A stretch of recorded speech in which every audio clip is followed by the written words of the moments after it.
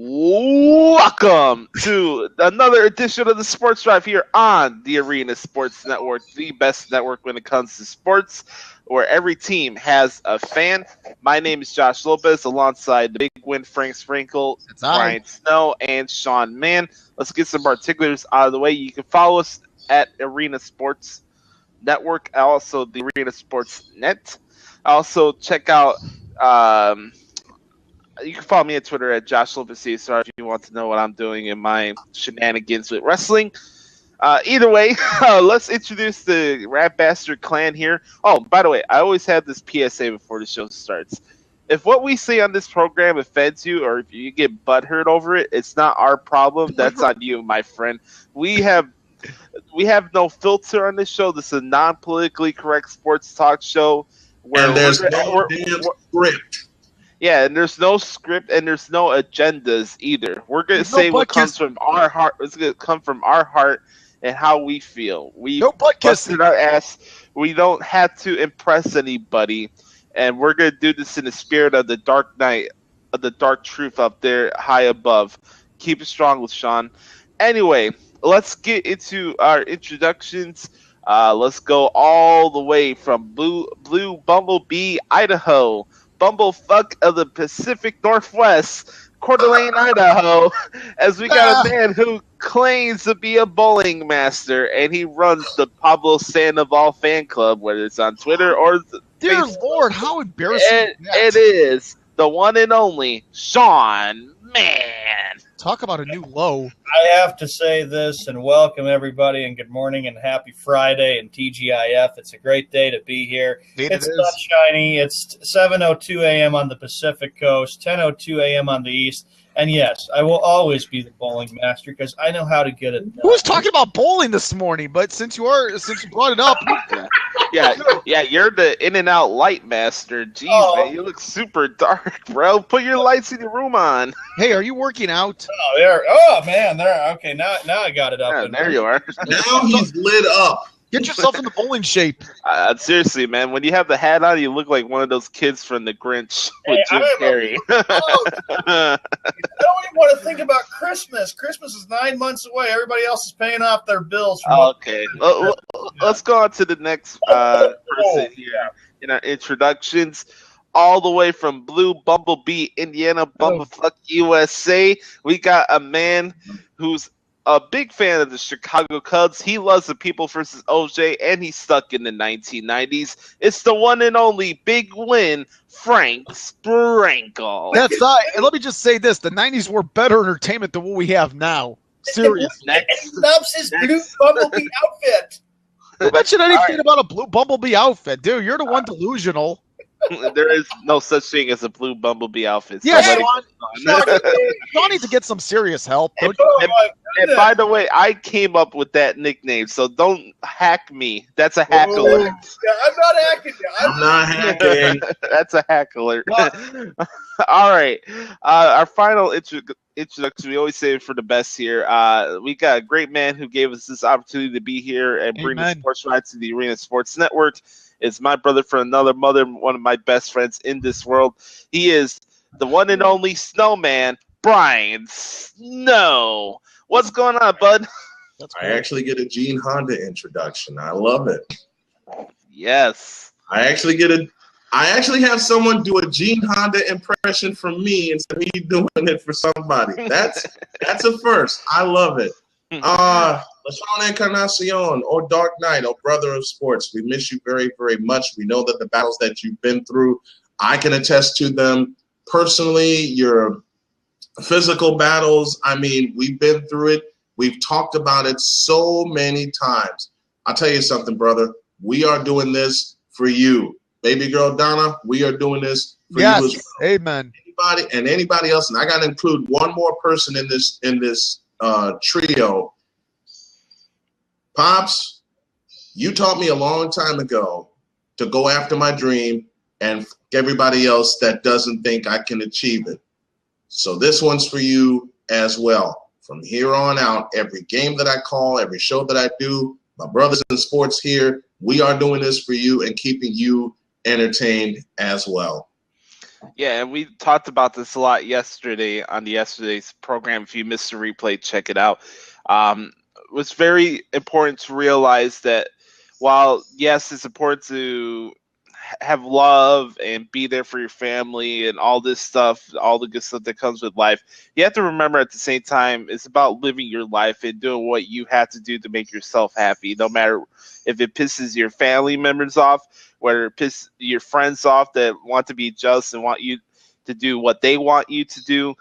You had to live your life, and LeSean Encarnacion lived his own life to fight the dream of letting his dream become a reality as a sportscaster, taken away way too young.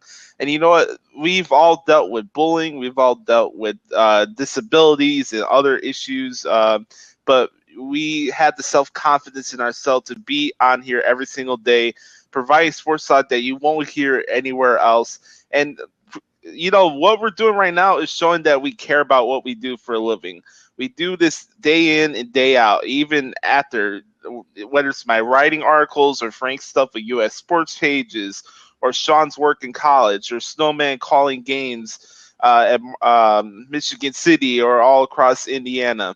We all bust our ass to make sure our dreams come to reality. And this show is a pontification, the fact that all four of us deserve an opportunity to get our names out there, and of course the Arena Sports Network. So everybody, do what you have to do to make yourself happy, and that's what matters the most. You're smart. You're one smart dude. You gluey hump. What was that word? Partification.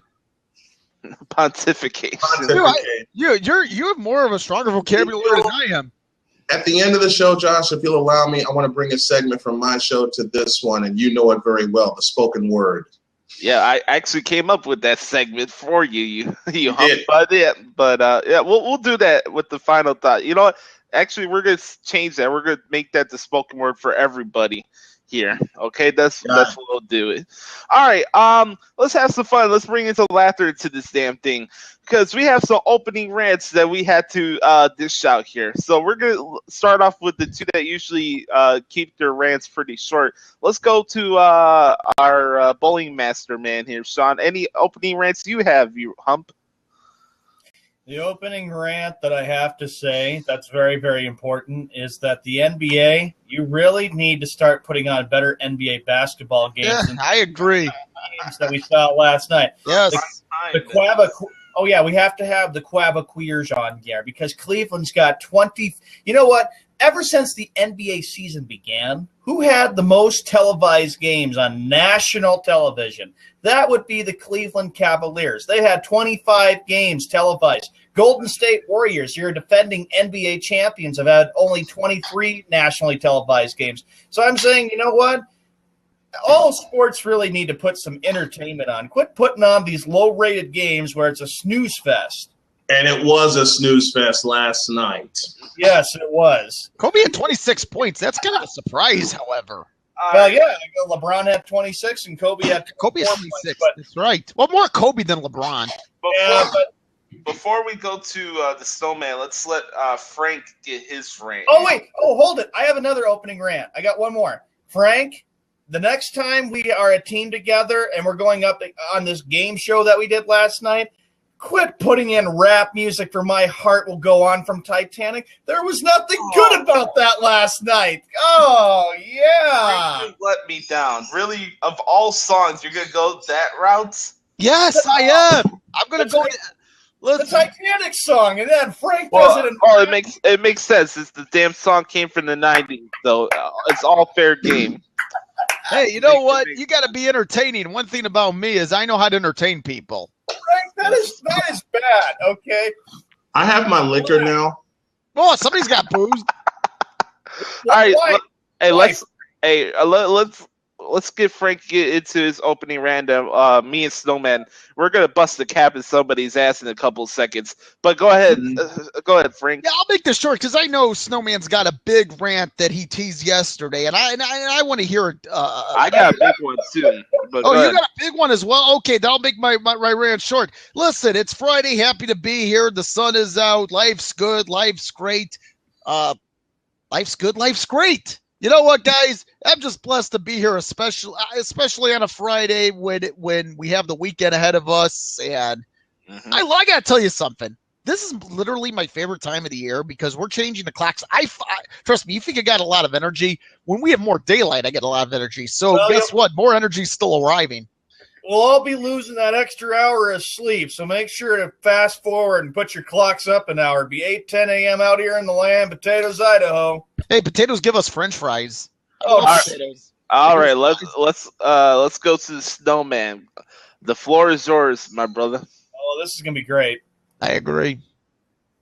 Y'all wondered for so many years why I have such a hatred for that dreaded four-letter network in which Disney has had their hands in the pie since 1984. People just don't want to realize how ass backwards ESPN is.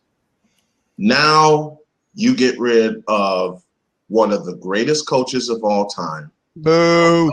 Knowledge. Been in the game as a player and as a coach. Hall of Famer as a player. Hall of Fame tight end.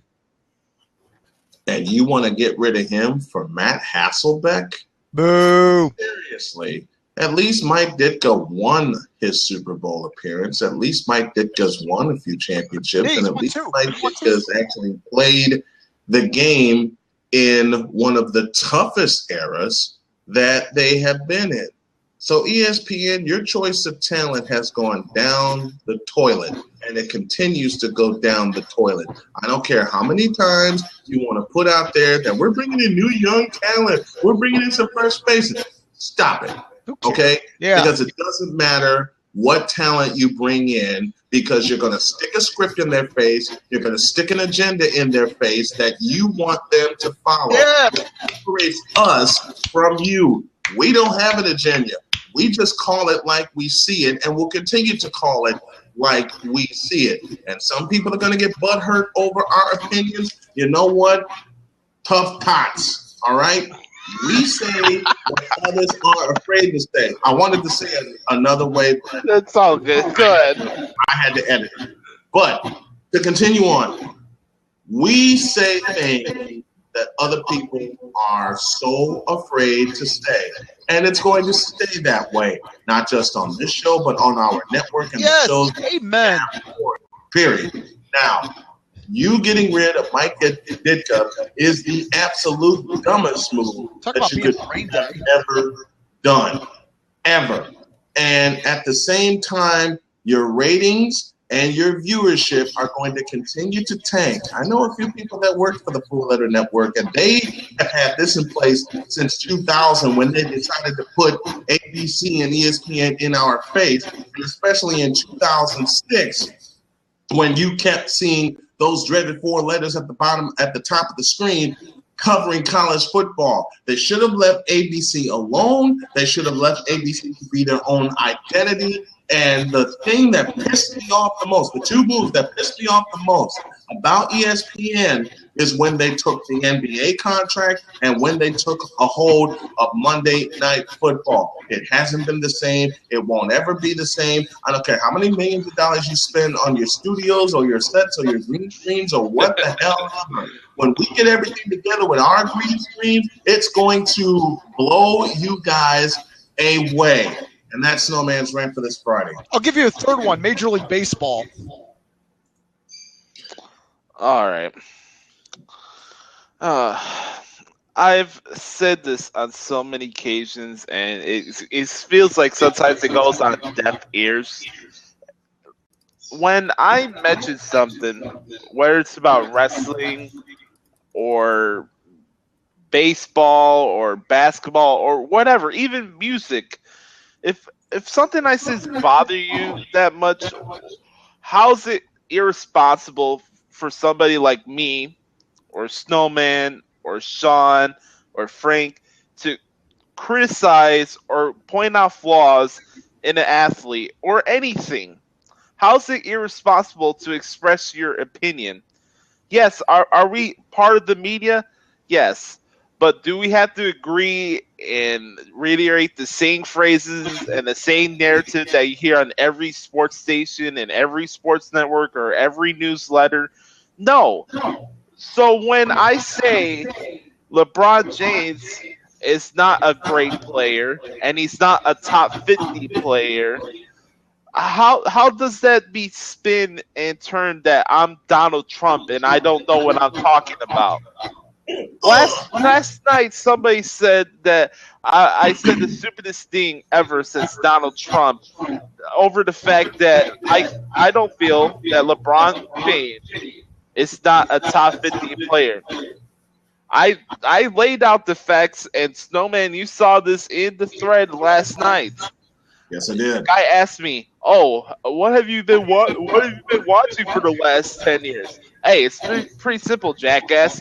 Free throw shots, below average shooter. I said middle of the road because I was just giving him guy credit. I gave him too much credit with that. Slam dunks, politician.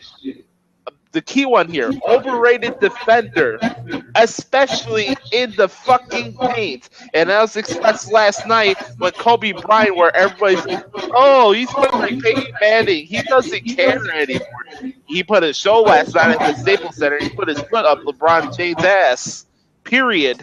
Sure did. So, he sure did. So what I'm, and I'll let you go in a minute, Snowman. Go ahead. I'm so tired of people get on their fucking high horse and they feel like they're so self-righteous with the fact they can go after me over my opinion. I'm not a negative person, but I'm not afraid to express my opinion. Hey, and if you're gonna try to call me out on my bullshit, I'll prove you with my facts. And here's something else. When I posted that video last night of Kobe Bryant's up and under over LeBron James, I said from the heart that LeBron James is supposed to be what? Because he's not. I've said that, and I continue to say that. And there was a very lively debate last night on that thread. You know, and someone said, I don't know what you've been watching the past 10 years. I know exactly what the hell I've been watching the past 10 years, and it hasn't compared to the golden era, period. I said that, and I will continue to say that.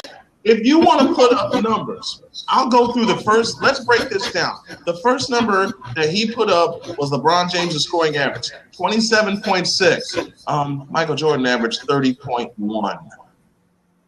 Correct. Free throw percentage. Let's look at shooting percentage. And I broke this down a week ago. For his career, LeBron James is shooting 45% from the floor. Mr. Jordan shot 51 for his career. Larry Bird shot 53% for his career. Magic Johnson, 52% for his career. Kareem Abdul-Jabbar. We don't even have to go into that, okay? Now, am I saying that MJ, I always said MJ was the greatest of all time, but then I got to thinking and people got some sense knocked into me about giving credit to the people that preceded him, including Julius Erving, including Magic Johnson, including Larry Bird, George Gervin, and all those guys. That's why I always speak of the golden era, because if you guys think about it carefully, no disrespect to Bill Russell, no disrespect to George Mikan, no disrespect at all to anyone that precedes anybody that played in the era from 1979 to 1998. But if you want to look at a place and a time where everything is measured, go from 79 to 98. And if you think about it, 1979, who appeared that year? Magic Johnson, Larry Bird took the NBA to a whole new level. So they were the first to revive the NBA. I give Michael Jordan a little bit more credit because he took it to a level, he took it to the level where everyone is measured right now. He played against Magic. He played against Bird. He played against Kareem. He played against George Gervin. Matter of fact, played with George Gervin the year that MJ was injured and had a chance to see him before Gervin retired. Okay? There's a lot of measuring here. And yes, there was one instance in 1996 where Allen Iverson crossed up Michael Jordan. The difference between LeBron James and Michael Jordan is this. AI crossed up Michael. Bradford Smith dropped 35 on Michael. Patrick Ewing had his highest scoring games. The one difference is this. Michael got even. LeBron hasn't. And he never will. And it's not the first time that LeBron James got embarrassed when it came to his is epic defensive skills that I supposedly haven't seen in the last decade. It's kind of funny with the fact that Kobe Bryant, I don't care what anybody says, there's facts and stats to prove it, that Kobe Bryant still has been the best player in the NBA since Michael Jordan left. Now, Steph Curry will take over Kobe Bryant's spot in the coming years, but LeBron James has not been the face of the NBA for the last 15 or 16 years. It's been Kobe Bryant, period. Yeah, it's been Kobe. Even Michael Jordan has said that. And honestly, I'm so sick and tired of people that get on their fucking high horse that have to go after people just because their opinion doesn't agree with yours. It's bullshit. It's my opinion. I'm not gonna attack somebody if they say something that I disagree with. I don't deal with negativity. People go after me. It's like, oh, why don't you complain about wrestling more? The shit's subjective. There's no right and wrong answer. If something bothers me, I'll mention it on the show, but I'm not going to lose sleep over it. There is no right or wrong answer. Here's another thing that gets on my nerves. If something I stated is factually wrong, I will admit where I was wrong. Just like when I was talking about who I should give more credit to preceding the Jordan era. Okay? It's BS. Everybody wants to be so freaking cynical, and everybody always has to be right. Oh, we have to be smart asses because we listen to Stephen A. Smith and Skip Bayless flap their stupid ass gums every day on television, and everything they say is fact. Oh, everything Dave Meltzer writes on the internet is fact. That's why everything Dave Meltzer says, that's what's going on in wrestling, and wrestling is horrible. Fuck you. Guys, let me ask you a question. Are you still pissed off at ESPN for what they did with Bill Simmons? I am. Yeah, because the guy spoke his opinion. He wasn't afraid to call out people. Yeah, it's like ESPN would say, well, we have a policy. You have to do it our way or take a hike and get out. Then you know what? Take a hike and get out. That's what I say. Take your Mickey Mouse ears and shove it up your ass. Hey, let me ask you guys this. Yeah. Let me ask you guys this, and I'm not trying to bring politics into this, but Mike Ditka was quoted recently, and I just think that the timing of Mike Ditka being relieved from Sunday Countdown on ESPN comes shortly after he said Obama is the worst president ever. Do you guys think that may have something to do with it? It wouldn't surprise me if it doesn't, because after all, I'm just saying, okay, but here's the thing. He says that Obama is the worst president ever, and then shortly after that, he's taking off Sunday Countdown. He can say that. That's it, dude. The thing is that it probably offends the public if you're dressed for a Democrat. But I'm not going to get into politics because this is everybody's offended by the point is that everybody always has to find something to be mad about. Everybody has to find something to be upset about. This politically correct bullshit has to stop. This is because we express opinion doesn't mean you have to get mad over it. If you disagree, cool, but keep it to yourself. Political correctness is tearing us apart. And the great thing, and what people need to realize, the greatest thing about sports debates, it's a debate. Everybody has an opinion, okay? It's subjective. But I'll say this, and I said this before we went on air. When I judge LeBron James about what he has done, I go by his performance, and you know the next 3 words, gentlemen, on the floor. I don't look at his attitude off the floor because, quite frankly, with what he said to Kobe Bryant last night, I'm going to miss the fuck out of you. You know, that sits great with me. The way that he himself honored MJ by wearing his number and trying to be like him. Imitation is the best form of flattery. I understand that, okay? I go by what he has done collectively on the floor for the past 11 years, period. And it does not measure to everybody, not just MJ, to everybody that played in the golden era. My point is this. The numbers lay it out and speak for themselves. You want to bring championships in? 2 and 4 in the finals by LeBron. MJ is undefeated. And let me add this. MJ never faced a 7th game in the finals. Nope. Period. Nope. The first game was remember, the first series was 5 games. Right, that was in 5 games. That was in '91, and Frank remembers that when they won in June. So does Bryant. I think it was like what was it? Yeah, so did you, Brian. It was like what was it? June 12th night. That was a Wednesday. I can tell you that was a Wednesday. And the Bulls. Yes, sir. June 12th. The Bulls won that game, and I think that they won. 101. Yep, 108-101, and then 92.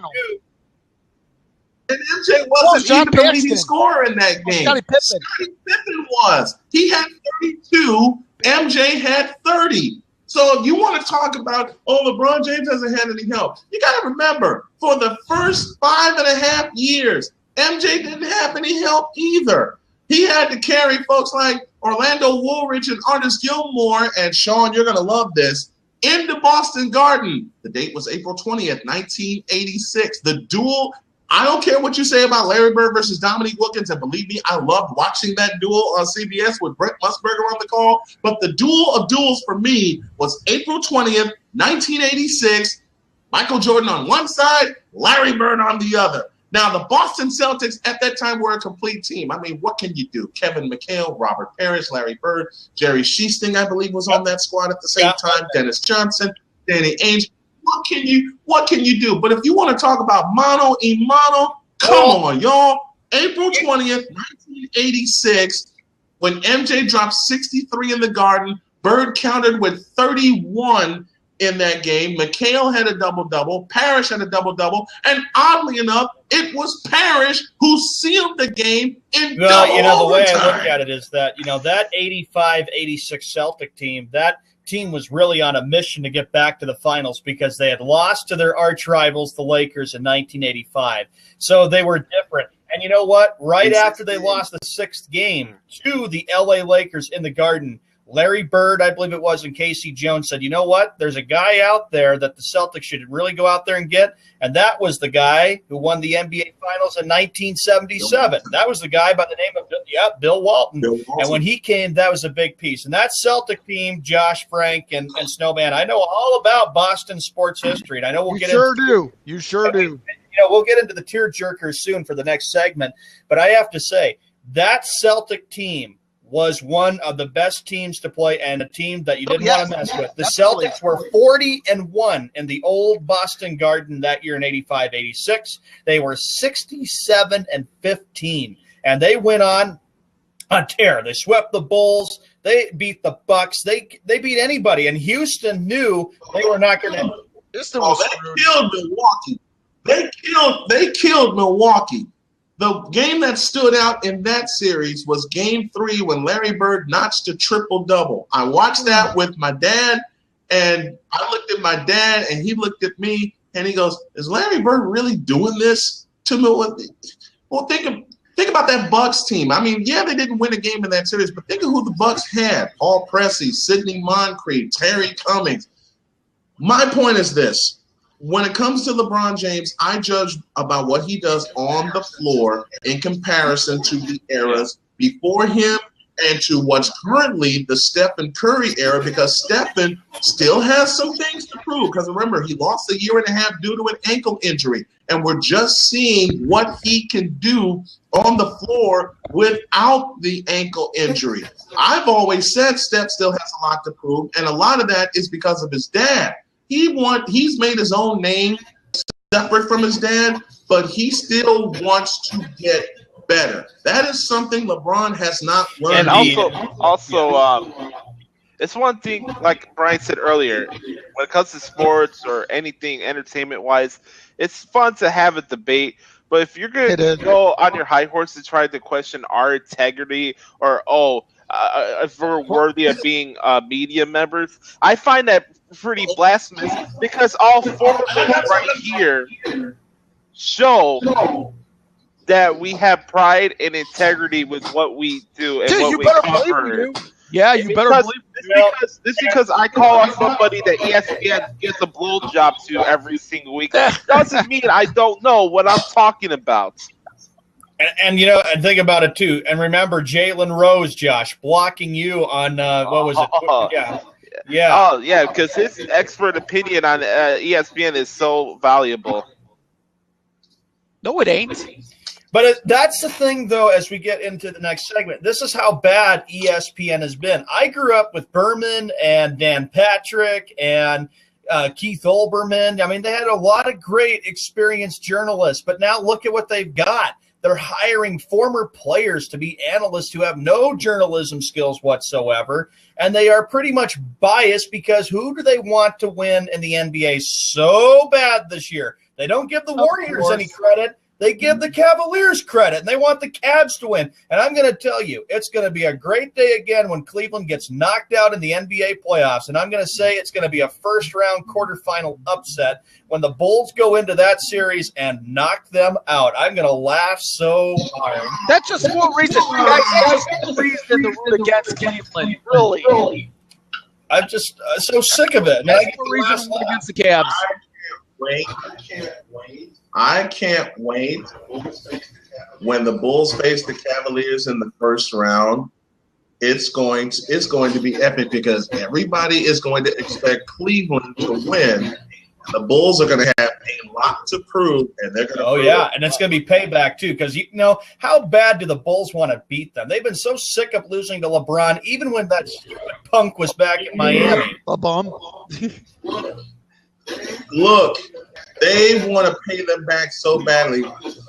We talked about this in our pre-show. It's like when the Bulls took on the Detroit Pistons. I watched Game 6 of that 89 East Finals in full, and you can see the growth every year by the Bulls, even though the Pistons beat them 3 straight years. 88 in the East semis, 89 in the East Finals, and 90 in the East Finals. Think about it. 5 games in the semifinals in 88, 6 games in the East Finals in 89, 7 games in the East Finals in 90.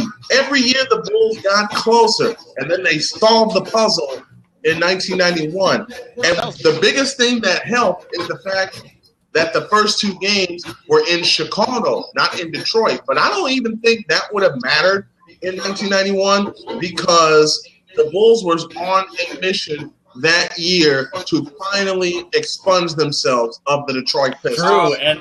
True. Well, let's get into another segment that we came up with in our conference call today. This segment, you guys could share your memories in the chat room if you want as well. You're listening to Sports Right, by the way, here on the Arena Sports Network. Josh Lopez alongside the Snowman, Bowling Ball Man, Walmart Boy, Sean Mann. Also, we got the big win, Frank Sprankle. All right, folks. We all talk about special moments in sports. We talk about happy moments. We talk about moments that piss you off. And you also have those moments where you get sad and you get emotionally invested. So we're going to go around the table, and this doesn't have to be exclusive to one sport or even one particular moment. What's some of your sports tear-jerking moments? It could be an end of a championship drought. It could be a walk-off home run. It could be anything if you really think about it. But we're going to go across this square peg over here, and let's see what the boys have to say. Let's start off with Frank this time, actually.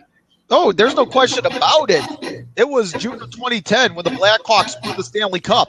No question about it, because you take a look. Well, they won their first Stanley Cup. They've won 2 Stanley Cups since, and both Stanley Cups have been great.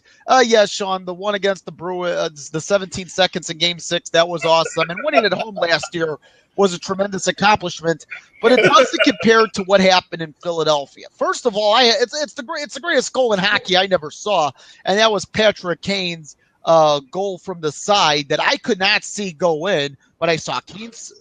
You didn't see it either. Nobody saw it except Kaner, obviously, because Kaner knew. Go ahead. But Kane knows. Kane knows. Just like Pierre Bergeron knows for the Boston Bruins, you know, if you are a shooter, You know when that sumbitch goes in the net. Kane knew it and broke for the other end of the ice when he let it go. Of a skill that Patrick. How doesn't that show you, Snowman, the great skill that Patrick Kane has? I mean, that's a hard angle. That's a difficult angle.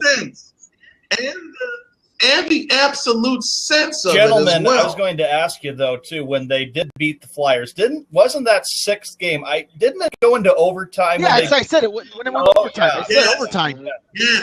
But here's the thing, Sean. You got to understand this, Sean, and certainly Bryant can relate like I can, and even the gluey hump. Although Snowman and I have lived a little longer than the gluey hump here. After all, we saw Chicago Stadium.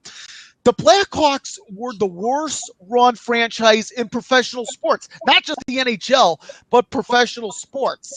Bill Wirtz had completely run what was a great historical organization into the ground in the last 10 years of his ownership, and to that effect, the last 10 years of his life. I mean, think about it. First of all, you had no home television, and here you are heading into the 21st century, and you're thinking, what team does not televise their home games? Okay, look, I don't need to explain how stupid that policy is. You should know how stupid that policy is. But on top of that, the Blackhawks had mediocre players. They went it through coach after coach, head coach after head coach. Their front office was crappy. This team had no guidance, had no direction under Bill Wirtz in the last 10 years of his life. Oh, yeah, the attendance sucked, too, at the United Center. I forgot to mention that. Unfortunately, Bill Wirtz dies. And, you know what? It's unfortunate, but that's the truth. It took somebody to die for all of this to happen. Let's face it. Bill Wirtz dies. His son, Rocky, takes over and realizes that drastic changes have to be made. You know what Rocky Wirtz does? I can tell you what Rocky Wirtz's first move was. He brought in John McDonough, who was the marketing genius with the Chicago Cubs for, at that point, about 25 years, I believe. He brings in, Brian, you know what I'm talking about here. He brings in John McDonough to help with the marketing. Now he's the vice president of the Blackhawks. And understand this, with Rocky Wirtz and John McDonough, the Blackhawks are able to heal old wounds that Bill Wirtz completely destroyed. I mean, think about this. Bobby Hall coming back to the Blackhawk organization. I mean, nobody thought that was possible. Stan Mikita also comes back. You have the great players of the Blackhawks reunited because Bill Wirtz unfortunately drew these guys away. So you have that. You have the talent on the ice getting better, and above all else, you have the Bowmans. The Bowmans are hired. You have Scotty Bowman hired as an advisor. Then his son Stan Bowman, the greatest hire ever. Oh, I agree. The Bowmans. Stan Bowman becomes general manager, although I will say this, for the first Stanley Cup run, I got to give a lot of credit to Dale Talon, and so too to the Blackhawks. Dale Talon helped put together the first team. He drafted Kane and Chase, and not only that, I got to give the Blackhawks their due because they gave him a 2010 Stanley Cup championship ring, although he had been fired the season before. They gave him a ring, so classy move on the Blackhawks. But you got to understand, it had been 49 years since the Blackhawks had won a Stanley Cup, the longest drought in NHL history. But on top of that, look at how bad Bryant, look at how bad his team was just 5 years earlier, how mediocre it was under Bill Wirtz. To me, the Blackhawks winning the Cup in 2010, as great as 2013 and last year was, 2010 for me, Game 6, that was the biggest tearjerker for me because that proved at long last the Blackhawks had finally come full circle under the Rocky Wirtz ownership. Frank, may I ask you something, though, too? My other question I wanted to ask you, you talk about 2010 for the NHL being the biggest tearjerker for you.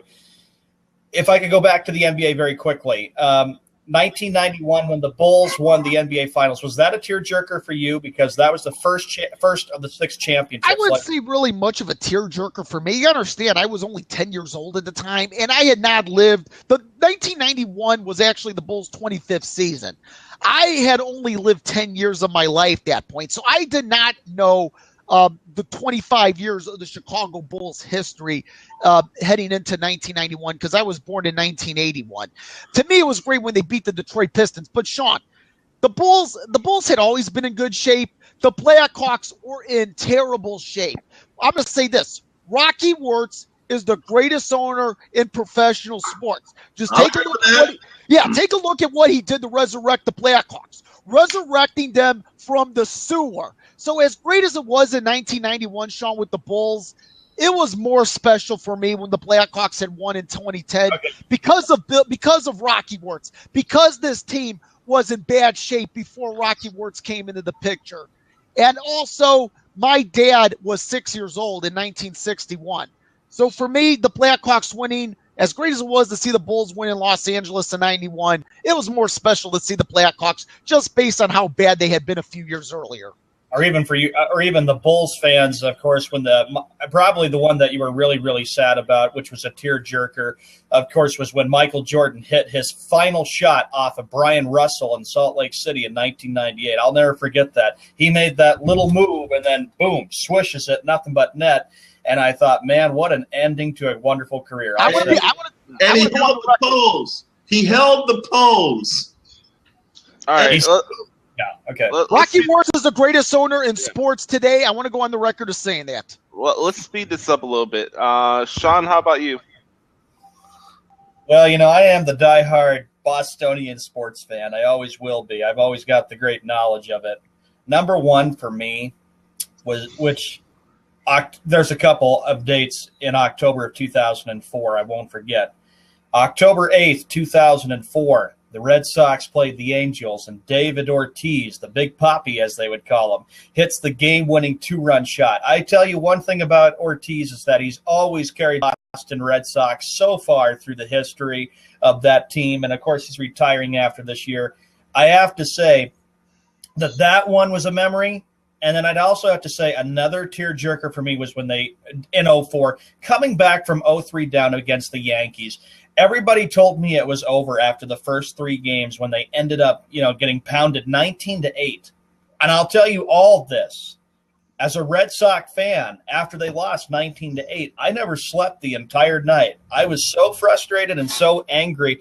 I was like saying, I am sick and tired of losing to the Yankees. You guys need to start beating them. I ripped them and I said, start beating them, get to the basics, play small ball, do something.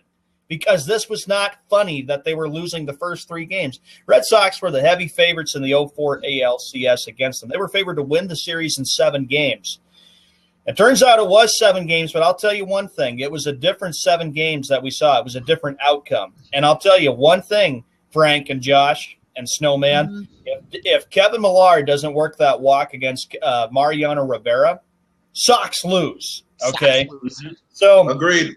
Dave Roberts comes in there, and Terry Francona designed that whole 9th inning. He said, listen, Dave, okay, Millar's going to walk. He's going to get on base. It's all on you now to take that second base and steal it.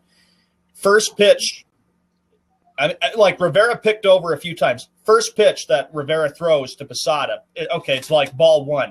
Posada threw it, and I thought, oh, crap, he's out. I kept thinking that Dave Roberts was out. So he got in there, and his hand just gets in there before Jeter tries to swipe Roberts. And that steal is what changed it. And then Bill Miller. Changed the series.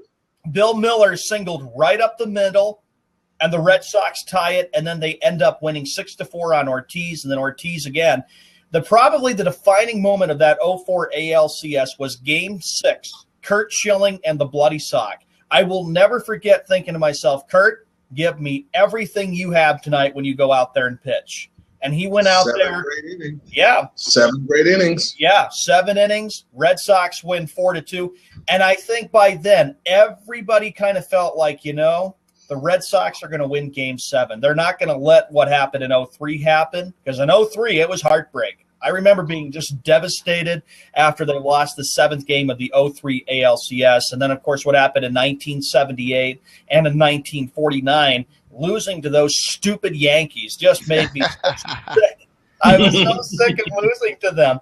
But, in Game 7, I said, you know what? This isn't just for the 04 Red Sox. I said this was for all the teams and all the greats that never beat the Yankees. I mean, you're talking about Ted Williams, Carlton Fisk, Yastrzemski, Johnny Pesky, Bobby Dorr, Rico Petrocelli, Rudy York, Joe Croonan, the list goes on.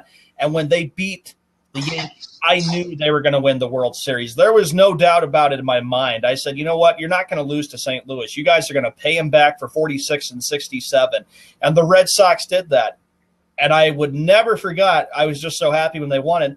I had the biggest smile on my face when I finally see them win the World Series. I said, oh, my gosh. And I looked at a Ted Williams picture of mine before I built this Boston shrine that I have right here. And I looked at that Williams picture and I said, Teddy, we made you smile tonight. I hope you're loving every minute of this because you'd be smiling. I said, that's for you, Teddy ball game. And it was just wonderful that they were able to finally do it. I mean, you're talking about all of Boston, the state of Massachusetts, all of New England. I mean, that was one huge tearjerker. And then they were able to win it in 2007 against Colorado. It was awesome in October 30th, 2013. They win it at Fenway Park. First time in 95 years. 95 years they finally win at Fenway Park. I mean, it was really, really cool that they were able to do it because, it was – and I'll never forget – the place was excited. It was so packed. They were ready for it. And I was like going, true, they won both on the road, but I said, look, they're going to win at home. And I said, what did I say after 2004? That the Red Sox would win a lot more championships. But I have to say 2004 has to come in at number one for the tearjerker. Another one was the Boston Bruins winning the Stanley Cup championship in 2011. 3-7 game series, beating Montreal. Yeah, beat the Montreal. Baby, yeah. In the Habs. And, beat those goddamn Scabs. And then, of course, the other one is when they beat Tampa Bay in a 7-game series. And another one is that it was payback against the Philadelphia Flyers. They swept them in that 4-game series. But June 15th, 2011, I was at a friend's house watching it. A friend said, well, you're the big Boston sports fan. And he was a Boston sports fan, too. So he invited me to come. He basically had me he had me come to the to the house and stuff too. I don't know where Josh went, but anyway, where'd you go, Josh? I don't know where he went. Oh my goodness, too. he's missing in action. Yeah, so the Bruins were able to win Game 7. The Celtics winning in 2008 was another tearjerker because I never was alive for the first 16 championships. When the Boston Celtics won that. And Frank, you and I talked on the phone one time about my history of Boston sports. It's great. The Celtics winning it really brought Celtic pride back when they brought in KG Pearson Allen. Boy, were they a team to watch. Don, I know you know the answer to this question. What was the song that was played on the public address right after they won it? Shipping Up to Boston or Tessie? No, the song I'm looking for, Glory Days. Oh, yeah, Bruce Glory Springsteen. Days. And then, of course, the other one was the New England Patriots winning on a game-winning field goal by Vinatieri, and that's what capped off the dynasty. Anyway, back now we move on. Sorry. Go ahead, Snowman. Mine's pretty simple. Celebrating the 2005 World Series with my dad. 2 years How nice. We had a chance to watch every playoff, including when they won the ALCS, and I had the TV on, but I had the radio call because Dad knew how I was. I always listened to the radio call, and I'm going to start crying here. Forgive me. No. You need to apologize. It's one of those kind of It's one of those kind of times where, like, when baseball season rolls around, I always miss my dad. Right. So if there was a tearjerker, as much as I love the Bulls, if there was a tearjerker, October 26, 2005. For me, I'm going to go a little bit differently. We heard a lot of particular sports teams that we love stories. I'm going to go a little bit outside the table and actually other teams that have won championships that I got emotionally invested in, like the Angels when they beat the Giants in the 2002 World Series. I remember I was a kid, I would get those yearly World Series DVD documentaries they would have, and I don't know, maybe because I was a kid at the time, I was 8 when the Angels won the World Series, and just the story of the passion of the crowd, of the Angels and the rally monkey and all that. That was one of my favorite sports memories. Hey, Josh, I was just going to say, and you know what's amazing about it, too, with the Angels? Think about what that team was like. Nobody really picked them to be a World Series team. They beat the Yankees. I loved it. They upset the Yankees and knocked them out. I loved every minute of that. Probably my two favorite ones, and it goes back to baseball, actually. The second one, most important one to me, is the Arizona Diamondbacks winning the World Series in 2001. Right. And then also number one will be October 26, 2005. The most sentimental moment for me as a baseball fan, a lifelong baseball fan, seeing my team, the White Sox, prove all the doubters wrong, especially ESPN, who thought Roger Clemens and Andy Pettit was going to sweep the White Sox. Obviously, they're proven wrong because the White Sox swept the Houston Astros. So, with that said, the White Sox win the World Series all 5 ways. That was so beautiful to see that happen. You know, in 01, I got to say this quickly because we got a lot of stuff to get to. 2001 was, you know, when the Diamondbacks and Yankees played, we can all remember where we were. It was right after 9/11. There was a lot of emotion. It was an emotional World Series because it was a 7-game. I'll never forget. Diamondbacks are up 2-0. And I'll never forget when the Yankees hit those home runs, just how loud the stadium was. New York needed that because that city was hit with a lot of sadness, and it was a really tough time for our country. And Frank, you and I have talked about how emotional that 01 World Series was between the Diamondbacks and Yankees. You know, and I know many people were probably rooting for the New York Yankees, and I can understand, but I don't think Diamondbacks though. Well, maybe you, but I think what many people were happy to see, even though the Yankees didn't win, was a thrilling 7-game series that went right down to Luis Gonzalez's game-winning at bat. I think that's what people really wanted to see, was just an entertaining World Series. It didn't matter if the Yankees had won or not, and that's what people got. And then one of the most memorable Super Bowls a few months later. Sean, obviously you remember that, with the Patriots winning their first Super Bowl. Yep.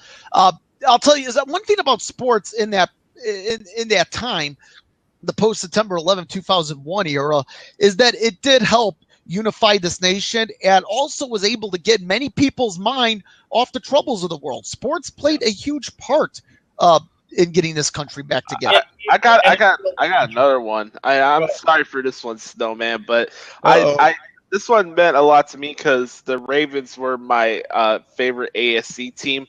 So to see that playoff run and seeing Ray Lewis finished his career with a Super Bowl championship in New Orleans, that was a very special moment as well. You know what? Credit where credit is due. Ray Lewis deserved to go out on top. He did. And he was such a signature for that Ravens franchise. And for him to finish the way that he finished, like I said, give credit where credit is due. He was one hell of a player. Indeed. All right, boys, let's move on. Let's get to On This Day in sports history before we get to the Skippy Bayless Bash Hour, which means, by the way, Sean, upload that Skippy theme song if you can. You hump. Do you want me to get to an update at all, or do we not have time for an update? Nah, it's all right. Nothing special going on tonight anyway. I got to get the Shocks ready to go. Yeah, okay. Get that Shacklemania 3000 going. Anyway, today is March 11th, 2016. We're going to go all the way back to 1882. Really? Records were actually kept in 1882? Yes. Wow. All right, boys. Way different world. Yeah. Yep. On this day, on 1882, the Intercollegiate Lacrosse Association was formed in Princeton, New Jersey. So lacrosse became official in 1882. How am I supposed to know that? On this day, 1892, the first organized women's basketball game was played. The game was at Smith College between students and faculty members. That's pretty cool. On this day, 1909, the first gold medal to a perfect score bowler was awarded to A.C. Jellison by the American Bowling Congress. Obviously, we won't see Browning or Sean Mann at that getting a gold medal for bowling. Sports history. That's like a bumblebee stain. Yes. A blue bumblebee stain. Yes. On this day, 1930, Babe Ruth signed a 2-year contract with the New York Yankees for a sum of $80,000. Oh, obviously you won't see that today because Yoenis Cespedes is supposedly worth more than $150 million. Oh, Babe Ruth. How? Anyway, on this day, 1948, Reginald Weir became the first black tennis player to participate in the U.S. Indoor Lawn Tennis Association tournament. That's cool. Interesting. That's very cool. On this day, 1978, Bobby Hall, when he was with the Winnipeg Jets, joined Gordie Howe by getting his 1,000th career NHL goal. On this day, 1979, Randy Holt of the Los Angeles Kings was penalized 9 times for 67 minutes in the first period of the game against the Philadelphia Flyers. Wow. How indeed? How does somebody get that's a record. That's got to be a record. On this day, 1990, Jennifer Caparci, 13 years old at the time, played her first professional tennis match. I'm not a fan of tennis, so I don't know who she is. On this day, 1990, Dennis Savard of the Chicago Blackhawks scored his 1,000 points. And, oh, boy, this one should really close this week off with a bang. On this day, 2004, Major League Baseball banned THG.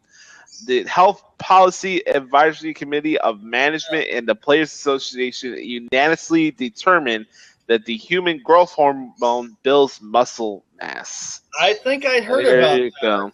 I think I remember that 12 years. I think I know a little something about that.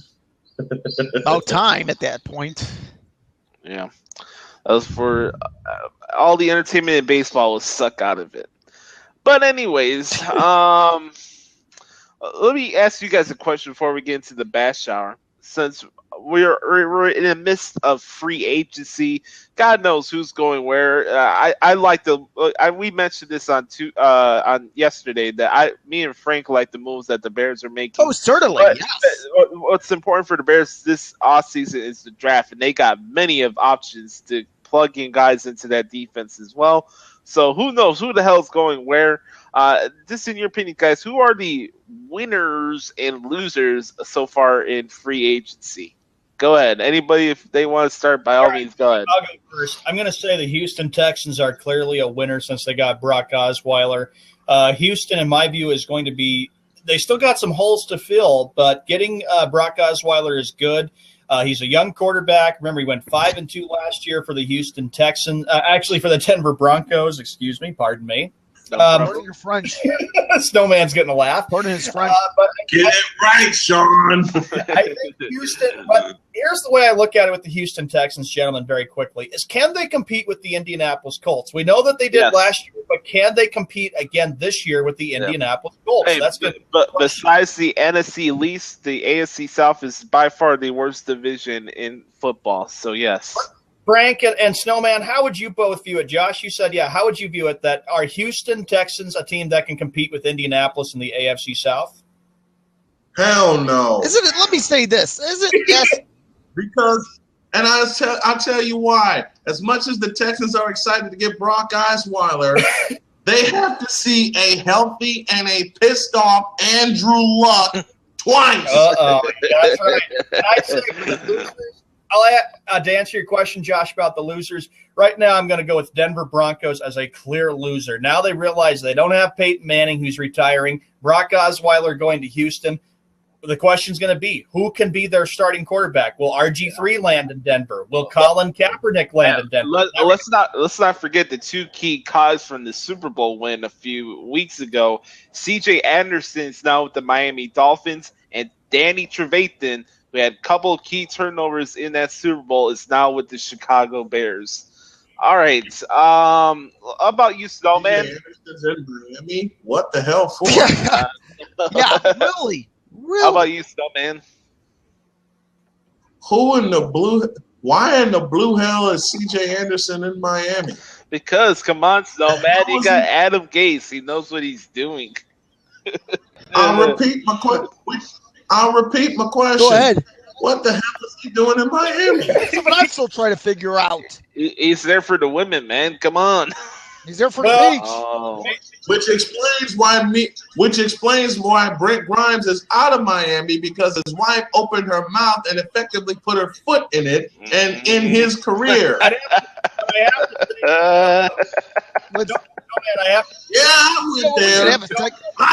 we should have a segment when spouses go bad. You know what? I'd have to say the reason. I'm already starting the damn I'll join you. Nico Grimes has cost Brent Grimes the remainder of his career. As we get closer to the bash hour, I think the reason why the Dolphins wanted to make this move is because all three teams are wanting to compete with one team that has absolutely owned the AFC East, and that's the New England Patriots. The Jets, of course, adding that.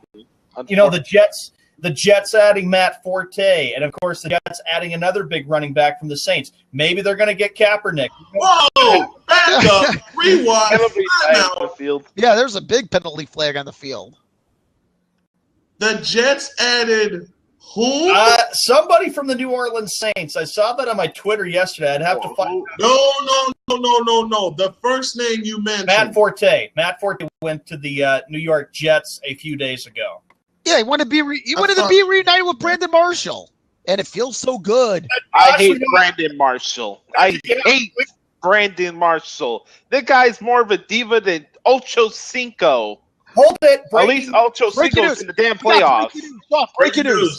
Breaking news. Joey Crawford, last of the great NBA refs with personality, stepping down. Hey, retiring. Hey, Joey Crawford's going bye-bye. It's a miracle. Joey Crawford is stepping down. Oh, my gosh. Because someone stepped on him. Well, look how slow he would run up the court, back and forth. Sometimes he would trip. The guy was so slow. That's why he's going to be 65 in August. Hey, Sean, get the Walmart wine out. Oh, my God. Come on, Frank. Yeah, we got to celebrate one way or another. All right. Boys, it's time to get into the Skippy Bash Hour. Sean, do you have the yes, it's about time. Right, here we go. Ladies and gentlemen, here we go. I'll get right to here we go. And come on. Load up. I'm sorry. It is time for the Skippy Bayless Bash. Skip Bayless talks crap all day long, and now it is our turn. We all know Bayless is a moron, but now the Jockstars fight back. One more time for the weekend. One more time for the weekend. Bayless Bash. Skip Bayless talks crap all day long, and now it is our turn. We all know Bayless is a moron, but now the Jockstars fight back. Ladies and gentlemen, boys and girls, the Aftershock man is ready. Snowman's ready for the reaction. Me with the laughter and reaction as well. It's the Skippy Bayless Bash Hour. Oh, yeah! I love that energy. And that wasn't even me. Oh, man. Okay, how many shocks today? How many shocks? We have 19 of them. 19 shots. Right. Look at Snowman. God help us all. 19 shocks. Lord. Wow. Damn. That's what I'm saying. Y'all want to know something? I'm so happy to do this show that I didn't marry the woman I was supposed to marry last summer because she'd have found a way to intercept this. I'm so glad. Let's roll. The hit's just fun coming with Skip Bayless. Here we go. Hey, Snowman, do you think you could play something for your soundboard on here or no? I'll have that ready Monday. Okay. All right. I cannot. And I have to reload the sounds. That's why I've been redoing my office, because I'm going to move this over there and get all that set up over the course of the weekend, so I'll be ready Monday. Bazinga. Let's do it.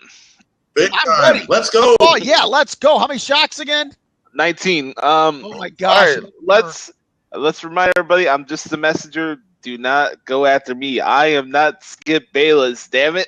Yeah, the opinions of those Thank God are not those of ours. I wonder how he feels about Johnny Manziel being released today. The Browns officially released Johnny Manziel. I can't wait to hear this one. Let's celebrate. Skippy Bayless said that my. Oh, God bless America. My Dallas Cowboys should sign Colin Kaepernick. Did he say Colin Kaepernick? They should sign Colin Kaepernick. Colin Kaepernick. Because, come on, Frank, they need somebody right there. They know Romo's getting up there in age, and they think Kaepernick would be the solution. He thinks that would be the idea to help the Cowboys end their Super Bowl drought. They need a leader at the quarterback position. Kaepernick doesn't have any ability to lead. Snowman, are you there, bud? Oh, he's upset because he can't wait for his reaction. Here we go. I can't wait to hear his reaction. Yeah, I just can't wait to see his face. I don't want to see his face. He's upset. Look. He's got his head. He's got his left hand on his side of his head, which is okay. Go on. He praises the Cowboys. That's why I'm saying go on. There is not enough time for this second hour for me to go completely, totally the bloody fuck off about the Dallas Cowboys. Let's get the torture out of the way, Josh. Okay. Let's get the torture out of the way. Right. More torture to ensue. Skippy Bayless says that Draymond Green is overrated and he's going to be in the way of the Warriors winning the championship. Oh my goodness, Snowman's already left us. Anybody else? Oh my goodness, yeah, Sean's gone too. Get the fuck out of the way. Get the fuck out of the way. Hey, you know what? I guess it's just the two of us, Josh. God help us all. Oh my God! Isn't this segment funny? Oh wow! I just was on my bed laughing. Okay. You put overrated in the same sentence as Draymond Green? That's what he did. Yep. Oh my gosh! You illiterate, incompetent bastard. That he is. He is an illiterate and incompetent beast. At least Draymond Green's earned the right to wear number 23 with this play on the floor, and he's already been voted by the team as the most valuable player, unlike another certain person who chooses to wear number 23 and hasn't earned it. Snowman, you're not going to like this next one. Oh, God help us all. Skippy Bayless said that Kevin Love's a better three-point shooter than Klay Thompson. I'm leaving. Bye. Okay, now I'm leaving too. You know what happens if we all leave at once? What happened? Look at him. I got to go puke somewhere. Now I'm pissed off. That's the goal, man. We have to get it going. Wow, man. That's the point of the segment. Talk about sniffing at the crotch of the Cavaliers. Snowman, before you go, I got something to say here. Listen. That is blasphemous. All right, that's the last time you're playing that today. That's the last time you're playing that today. All right, bud. Yeah, how dare you? Kevin Love. Is mediocre? Yeah, that I know. Y'all hear me? I'm listening. Kevin Love, Klay Thompson. Okay. The most significant three-point shot Kevin Love hit came in early in the regular season game when he was with the Minnesota Timberwolves against the Clippers. Klay Thompson scored 37 points in a quarter.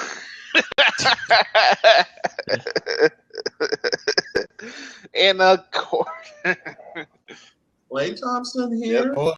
Kevin Love down the low. Y'all know what this is? Yes. That's duct tape. This should be taped to Skip Bayless's lips. All right, Sean, you ready, bud? This one's for you. Yeah. Oh no! That's involving Boston. Dear Lord, help us all. Skippy Bayless said that my. Oh God, help us. Skippy Bayless said that my Boston Celtics should let go of Brad Stevens because he's a wannabe David Blatt. Gotta be David Blatt. Oh my goodness. Sean, he just insulted Sean. Oh my goodness. Sean, come back. He just insulted Brad Stevens. You didn't even let me finish the quote before leaving. What the hell? I'm sorry. Go ahead. Sorry. I He said just insulted that. Brad Stevens. All right. Let's redo this again. Skippy Bayless said that Boston Celtics should let go of Brad Stevens because he's a wannabe David Blatt. Now you can leave. Now you can leave. Yeah, now you can leave. Dude. Even Snowman's leaving. He's not a Celtics fan. I know, right? Hey, Snowman has free right to leave whenever he wants. It's in his house. You know what? I have to say this. Okay. Brad Stevens has turned the Celtic team around, Skip Bayless. He hasn't gotten fired. He took them to the playoffs last year. Even though they got swept against Cleveland, I'm still mad.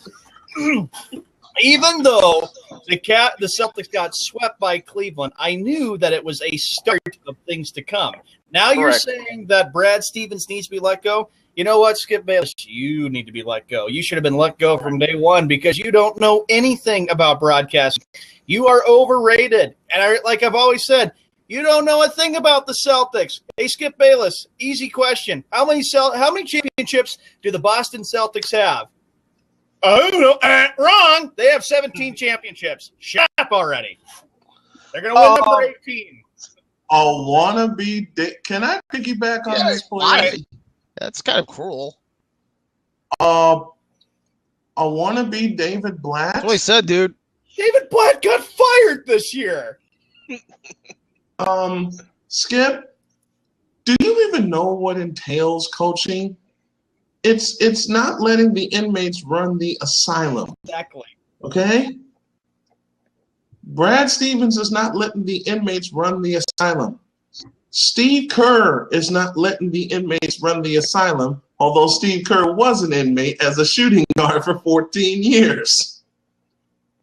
At least they have something that, Skip Bayless, you will never have. Balls? Well, Gosh, Frank. anything associated with that particular item. Nerve, balls, class, knowledge. Manhood. Did I say knowledge? Yeah, you said knowledge. Yeah, you did. I heard you. You're on record as saying knowledge. I said knowledge. Shut up, Skip Bayless. Intentional fortitude, you rat bastard. Yeah, talk about. Thank you, Josh. And always talk about the Celtics like that, saying, "Oh, they'll miss the playoffs." That's why they're 39-26. All right, Frank, you ready, bud? I have to go Chicago. Probably the Cubs. Go ahead. Oh no! Skippy Bayless said that Greg Max does not deserve to be in the Hall of Fame. Goodbye. See ya. You know what? I'm literally leaving now. Wow. I cannot believe that. Greg Maddux does not deserve to be in the Hall of Fame. He won a World for the Braves. He can pitch for Frank Chicago Cubs. God damn! Look at Frank actually laughed. Frank just hung up. God. Oh, so mad. Hey, what did I miss? Hey, what did I miss? Frank just hung up. What did I miss? I'm back. You hung up, that's what happened. Oh, yeah, I hung up. Oh, yeah, I remember. Greg Maddux does not belong in the Hall of Fame. Greg Maddux pitched in one of the most corrupt eras of all time, the steroid era, and he was still able to get hitters out, having more than 300 games. Wow. And he didn't even look like a pitcher. He didn't have a dominant fastball, but man, he knew how to get the job done. Right? Dang. Snowman just sitting there like, Hey, wow. Snowman. God. God bless America. Should I go to the next one? Oh no, you want to? I have a question. What type of drugs? Let me ask you. What type of drugs does Skip Bayless take? I don't know. I'll tell you what. Those drugs aren't working. Next. Okay.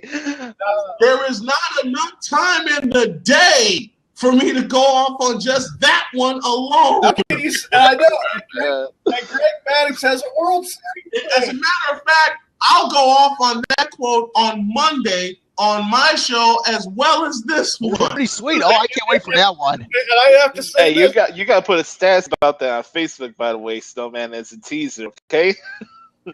You know what? I'm getting back into doing my teasers. I'm doing video teasers.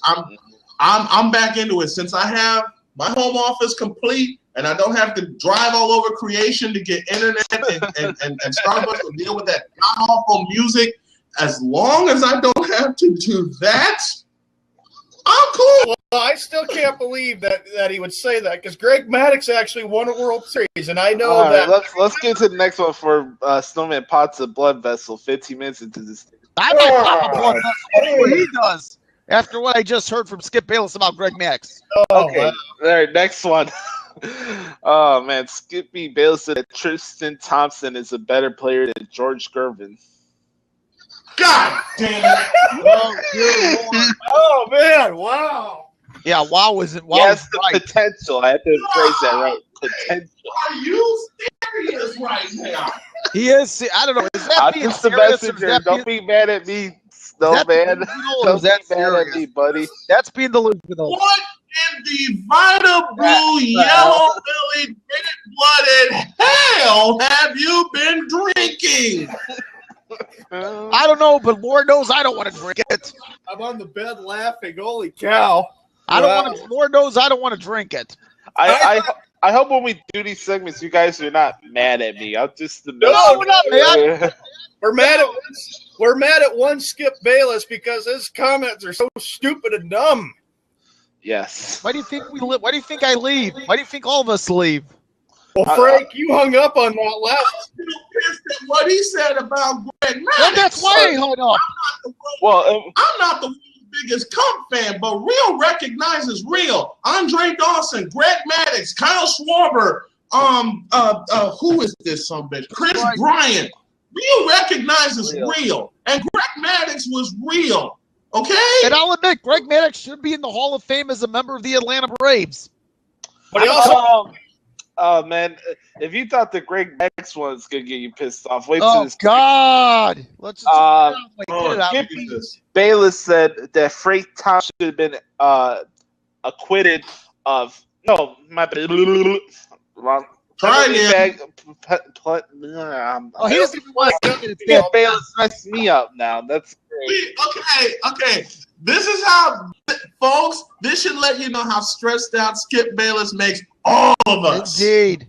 Especially me, because I'm the one that's typed this shit out in the damn document. Skip Bayless was talking about Frank.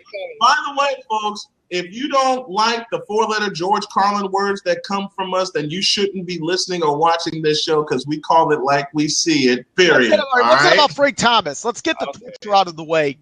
I got to hear this one. Skippy Bayless said that Frank Thomas should have been associated with the PED use as well. That's going to a new low. That is going to a new low. Frank, you're not going to hang up, are you? No, I'm not going to hang up. I got to rant. Skippy Bayless said it was unrealistic to see the size of Frank Thomas grow year after year after year. Let me say this about the Big Hurt. The Big Hurt, this was in the 90s, during the late 90s, I believe. He was being interviewed. I don't remember who it was, but it was some sort of a publication. And and he was actually asked a question about steroids. You know what he said? Yeah. Give me the cup. Give me the cup. You know what? Frank Thomas brought honor. He brought dignity and grace to the game. Correct. These other idiots tainted it. Frank Thomas was what was best about baseball at its darkest. No, I think I hate Skip Bayless now. I never thought I'd say this, but I hate him now. I'm not going to say anything. I'm just going to go right to Snowman because he's got a big point. Hey, let me say this because I'm a Sox fan as well. Yep. Hey, jackass, Frank Thomas was probably the most clean player during that era. Yes, yes, of course. Go ahead, Snowman. Oh, my gosh. Probably believes Mark McGwire should be in the Hall of Fame.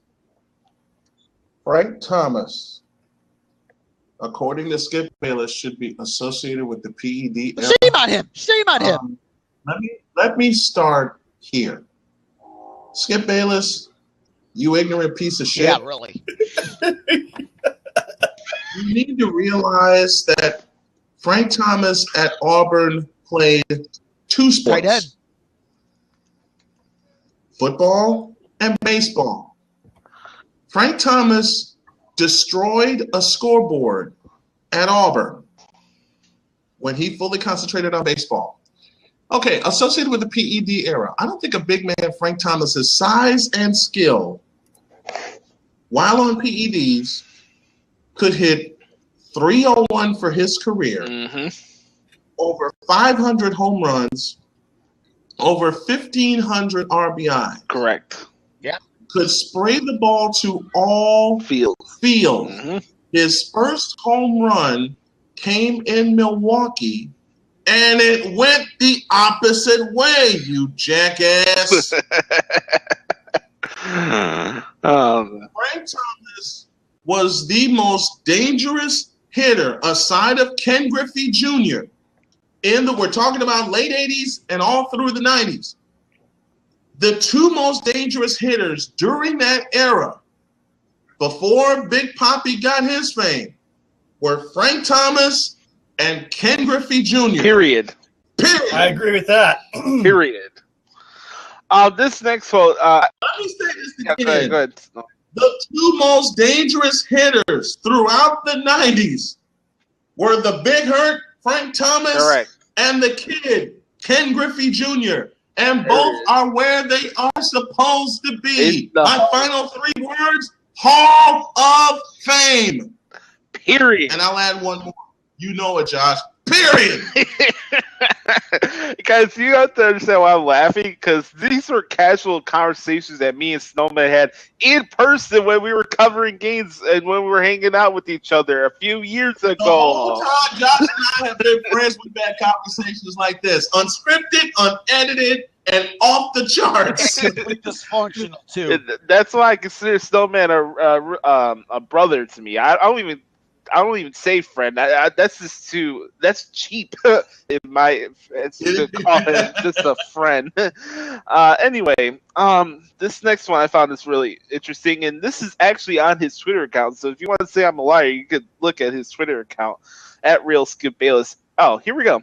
Skippy Bayless says that, hey, Elway. So this is directed to John Elway. Not a Hall of Famer. A quarterback who went 7-4 as a starter for you, won the division and a playoff game is available. Huge star in Denver.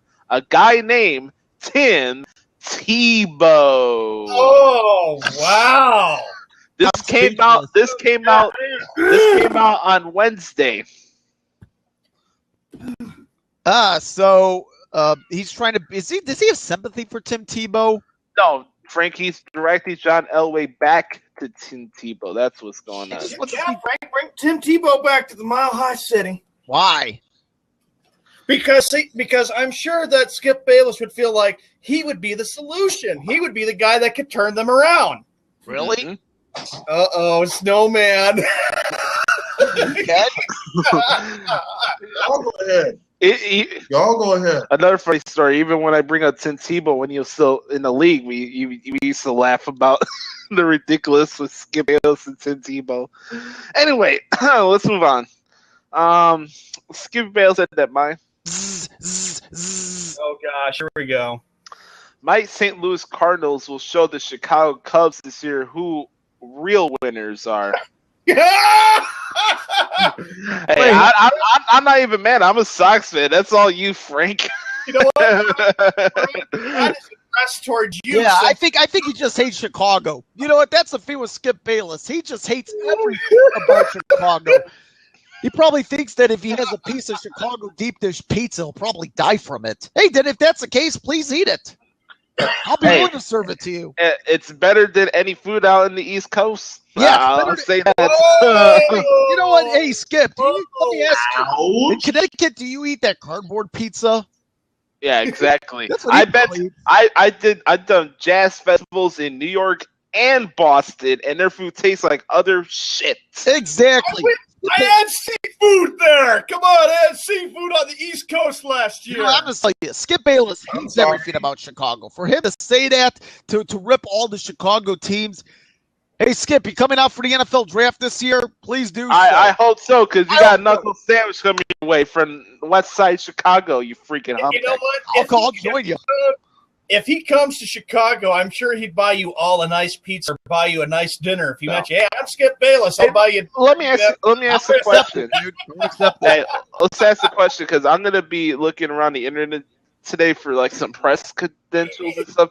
Snowman, would you like to join me in the big win at Draft Town? Oh, please, please. Oh yeah, dude, Snowman's got to be included too. We're gonna go via the Arena Sports Network route on this end. Can y'all hear this? I can hear you. I can hear you very well. Can y'all hear what I'm playing here? Baseball is different from any other sport in the world. A cat. The reason I bring this up,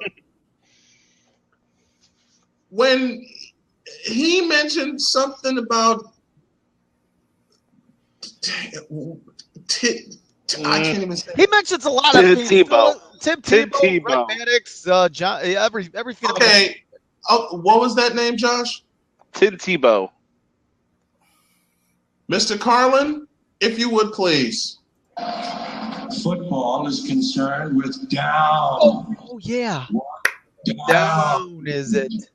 Baseball is concerned with ups. Who's up? Are you up? I'm not up. He's up.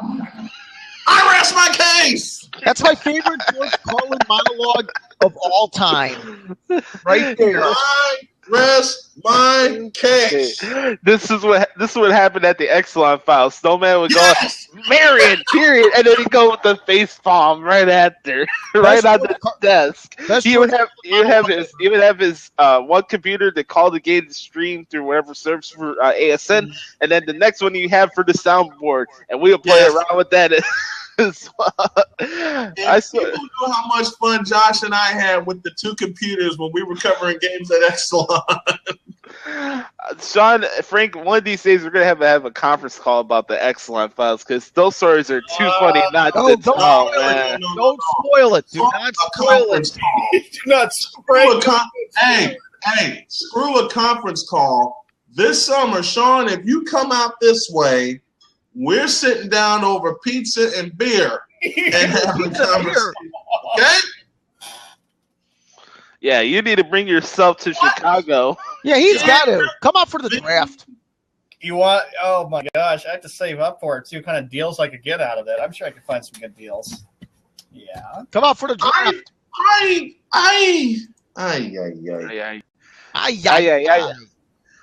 By the way, I can't wait till all us three hang out because obviously I'm the only one still here in the city. You two guys are still in Indiana, so when we hang out, it's just about to go down. A lot's gonna go down. Oh, we're gonna blow downtown to shreds, okay? Yeah, we need to get a I'm not saying a rainbow flag, but we need to mark down a date of when we're hanging out, though. I'll say this will be the Great Chicago fight. It ain't gonna be on Pride Day. I know that much. Yeah. I got a funny story. When I worked at Cedar Point in 2002, and June 19th was the day, and I know Sean's gonna get a royal kick out of this. June 19th, I worked in games, and my supervisor kept saying to us, "It is Father's Day." Ah, yes. And I'm going, yeah, I know that. Well, what the hell are you telling us for? Boy, I got my answer. I got nothing against them. Don't get me wrong. Just telling a funny story here. But the parade came through the park. And I thought I've seen enough rainbows that could fill the Spectrum, Boston Garden, the Forum, and Chicago Stadium. When they started parading through the park, and I'm seeing people getting the bloody hell out of the way, my supervisor came to me and put his arm around me as I'm watching this parade. Now, I love solidarity. Don't get me wrong. Do not get me wrong. I do not judge. But he saw a look on my face of fear. And my supervisor put his arm around me and said, "Give me your apron and get the hell out of here through the back door." I handed him my apron. And the bad part is, my other supervisor, she set this up. She came into my booth and she said, "Isn't it Game 7 of the Lakers and the Kings?" Oh, yes. Yeah. She went back, told my other supervisor. He comes flying into the booth, put his arm around me. He said, "You get the hell out of here right now, because I already know where this is going." Because I've never seen it. I've never seen it live and up close. And it frightens me more than watching Tim Tebow throw a pass.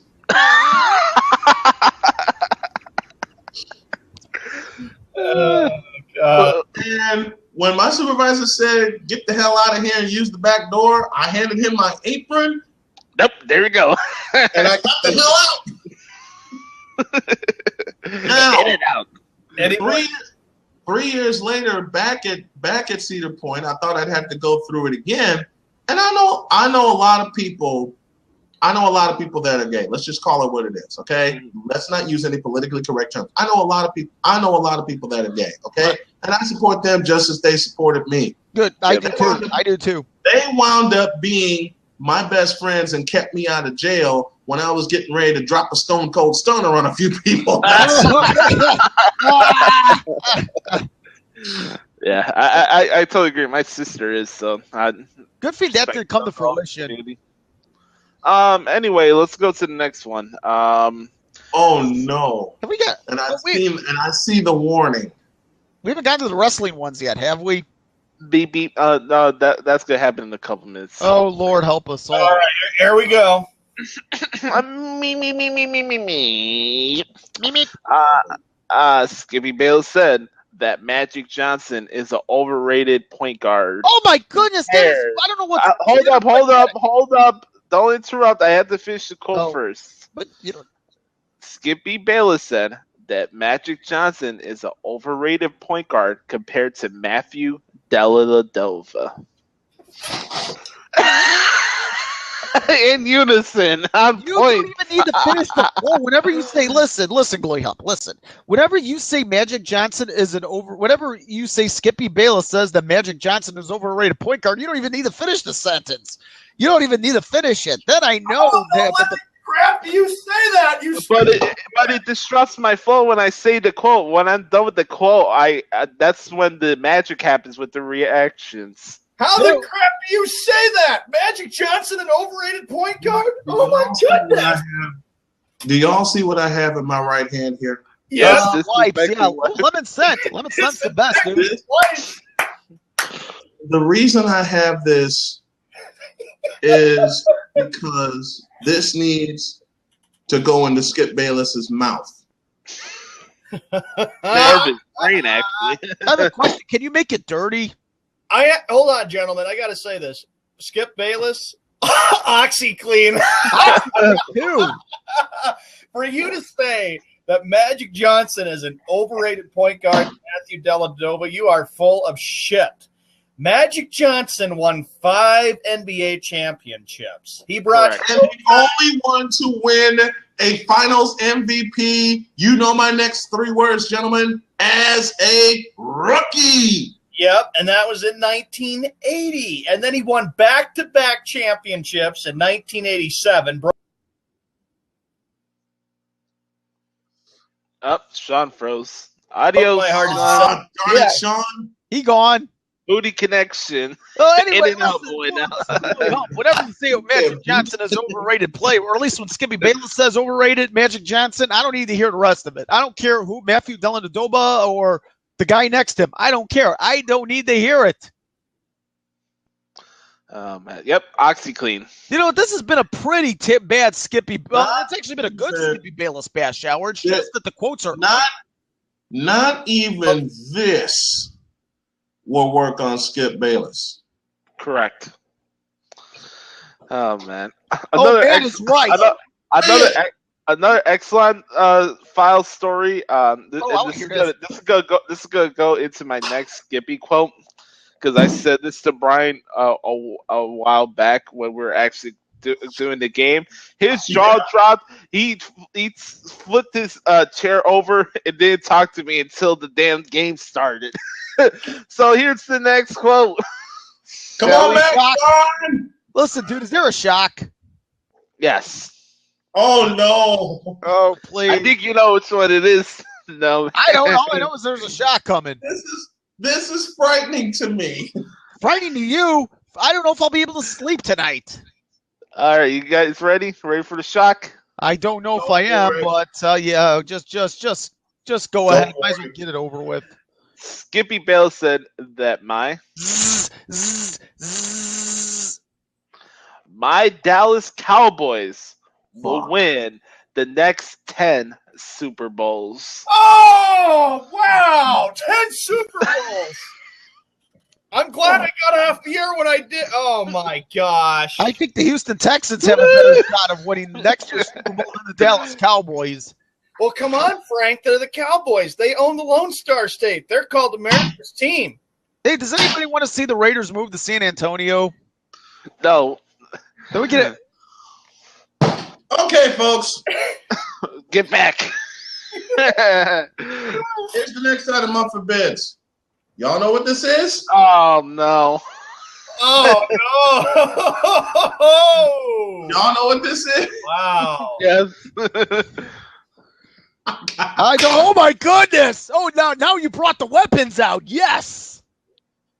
We need to stuff Skip Bayless into a can and seal it with this sumbitch. Period. The next item up for bids. Oh, God. Here we go. I'm glad I'm home doing this show now. I'm afraid to do this, but I'm going to do it. Skippy Bayless's opinions are about as solid as this. Hey, at least it's natural. Hey, at least it's natural. But it's crunchy. Oh, my gosh. And I hate crunchy. And I hate crunchy peanut butter, but I was struggling at the time, and I'm still struggling a little bit. And Josh, you know very well, beggars can't confuse me. I'll be right back. Yes.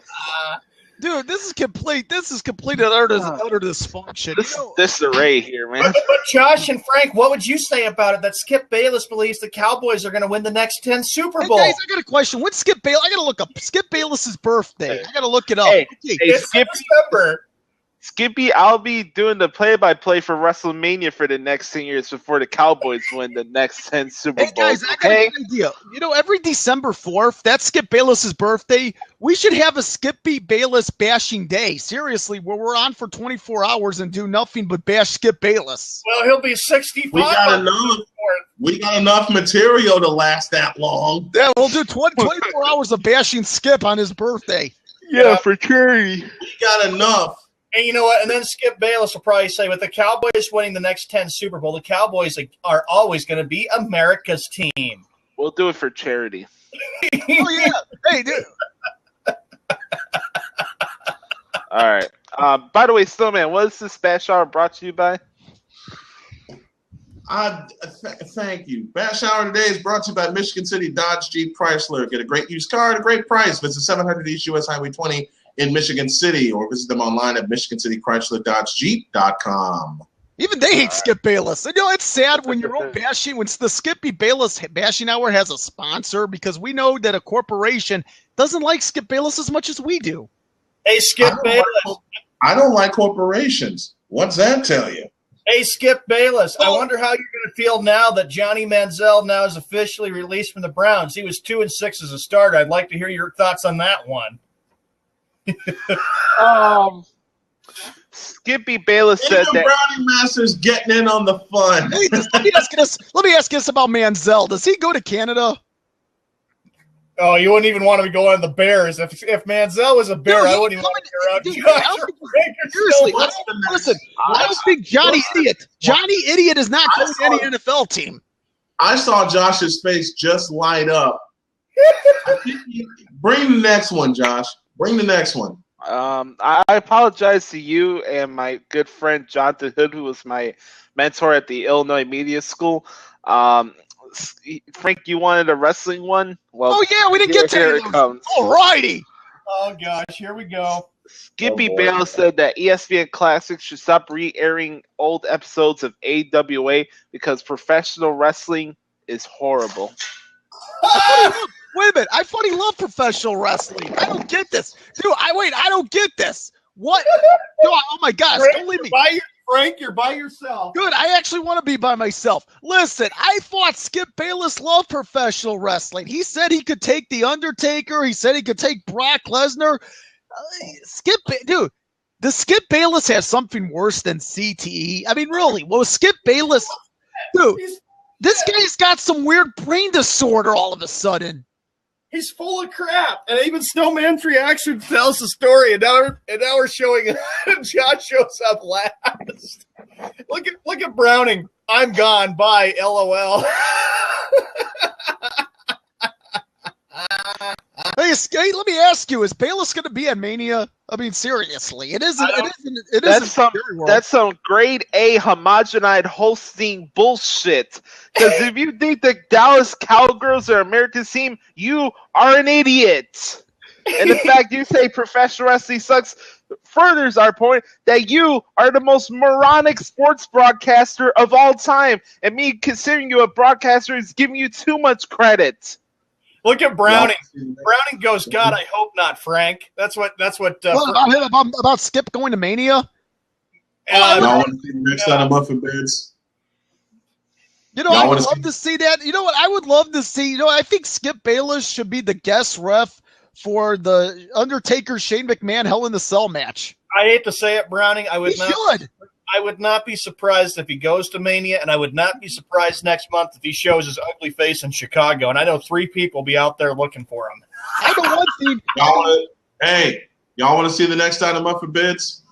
What? Wait. Before I do that, I want to say one thing. I want Skip Bayless. I want Skip Bayless in a Hell in the Cell for 5 minutes. Enough said. Y'all want to see the next item up for bids? Oh yeah, fire away. Let's see it. Hey, Brownie Master wants to see it. Toilet paper. Dude, now that's going to a new low, dude. Because Skip Bayless is full of shit. I don't know if we should call it that anymore. I mean, what do we call it? Skip Bayless. I mean, does Skip Bayless have some sort of brain disease that nobody on this godforsaken planet has? I'm not sure. He's going to be 65 on December 4th. Same year as Joey Crawford. Maybe like I said, was a bad year for December 4th. We should be on the air for 24 hours with a 24-hour Skip Bayless bashing. Please. Next, please. All right. Skippy Bayless said that Carlton Fisk should not be represented in the Hall of Fame as a Red Sox. Yes. See, well, yeah, he should. Before you go off, Sean, I'll be back. I actually agree with Skip with one portion. He should be represented as a White Sox, but go ahead, Sean. Okay. All right. Hold on. Since I've got this thing, I know that I built this Boston Shrine. I went to here. Check this one out. That's Carlton Fisk. What does that say? Class of 2000. He went in as a Red Sox, you numbnut, and he is perfectly capable of being most famous when he waves the ball fair. He deserves to go in as a Red Sox. He was there, and you know what? What was his dream? To be a Red Sox or to be a Boston Celtic? He was arguably one of the best Red Sox catchers to play the game. He's the real Pudge, not like Ivan Rodriguez. That's the real Pudge, and he deserves to be in the Hall of Fame. You know something, Skip Bayless? You do not deserve to be in the Hall of Fame with anything. If they do, somebody really needs to wash their brains out, and especially you. You need to wash your brain out with all your stupid and bullshit stuff that you say every stinking day. You know what? Let me just say, I just want to say I'm very blessed. I am very blessed to have seen Carlton Fisk play at Old Comiskey Park and the first 3 seasons of New Comiskey. Oh yeah, and I was going to get the snowman about that too. Hey, you know, Sean, you just gave me a great segue about washing his mouth out? Huh? Yep. Then I said, and Brownie Master, you ready for this? Y'all want to see the next item up for bids? Yes.